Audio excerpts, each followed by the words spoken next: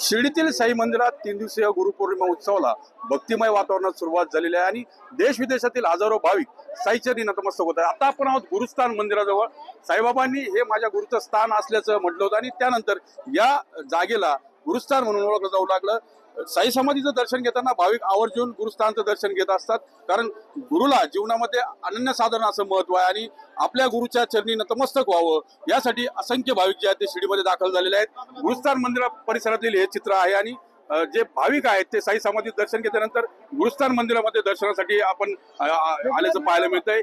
हे गुरुस्थान मंदिर आहे त्या शेजारीच निमवृक्ष आहे आणि निमवृक्षाच्या खाली साईबाबा प्रकटले होते अशी आख्यायिका जी आहे ती सांगितली जाते आणि त्याच वेळेस साईबाबांनी हे माझ्या गुरुचं स्थान आहे असं गावकऱ्यांना सांगितलं आणि त्यानंतर या निमवृक्षाखाली जेव्हा खोदलं गेलं त्यावेळेस रुद्राक्षाची माळ आणि एक तेवत असलेला दिवा पाहायला मिळाला आणि त्यामुळे गावकरी देखील चक्रावून गेले आणि त्यानंतर साईबाबांना एक गुरु म्हणून त्या ठिकाणी मान्यता देण्यात आली आणि साईबाबांच्या चरणी अनेक भाविक जे आहेत नतमस्तक होत असतात आणि शेकडो वर्षाची परंपरा जी आहे ती गुरुपौर्णिमा उत्सवाला लागून आहे आणि शिर्डीमध्ये असंख्य पालख्या देखील दाखल झाल्या आहेत। पायी पालख्यांमध्ये हजारो भाविक साईनामाचा जयघोष करत शिर्डीत दाखल झालेले आहेत। मोठं भक्तिमय वातावरण जे आहे ते शिर्डीमध्ये पाहायला मिळते आणि भाविक जो आहे तो साईंच्या दर्शनासाठी आतुर झाल्याचं एकंदरीत चित्र जे आहे ते पाहायला मिळतंय।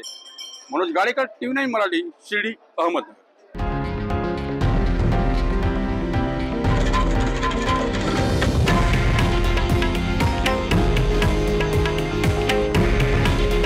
हे आहे देशातील नंबर 1 न्यूज नेटवर्क आणि आपण पाहत आहात TV9 मराठी। काळजी तुमची, हित महाराष्ट्राचं।